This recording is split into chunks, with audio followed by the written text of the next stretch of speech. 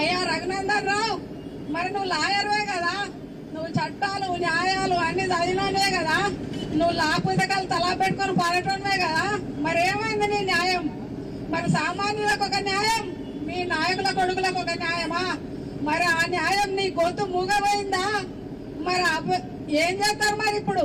మీ నాయకుల కొడుకులు ఏం చేసినా పర్వాలే, మీ నాయకులు ఏం చేసినా పర్వాలే, మరి రాష్ట్రాన్ని భ్రష్టు పట్టిస్తున్నారు మీరు.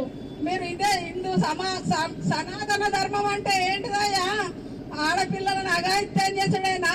మరి ఏడున్నదయ్యా నీ హిందూ ధర్మం? నువ్వే పాటిస్తున్నావా? అయ్యా ప్రతిభరావు, నువ్వెక్కడున్నావు? నువ్వు వరంగల్ ఇన్ఛార్జివి కదా, ఓట్లప్పుడే నీకు మహిళా ఓట్లు కావాలనా? మరి ఇప్పుడు నీకు మహిళలు గుర్తుకు రావట్లేదా? నీకు బిడ్డలు లేరా? నీ భార్య కూడా ఒక మహిళే కదా. మరి వరంగల్ తూర్పు ఇన్ఛార్జివి కదా, మరి వరంగల్ తూర్పు ప్రజల మరి మీ ఫోన్ చేస్తే ఫోన్ ఎత్తుతలేవయ్యా?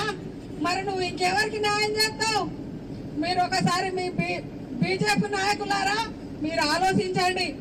సామాన్యులకైనా ఒకటే న్యాయం కావాలి. మాకు తప్పకుండా అమ్మాయికి న్యాయం చేసే వరకు మా బీఆర్ఎస్ పార్టీ తరఫున మేము పోరాడుతూనే ఉంటాం.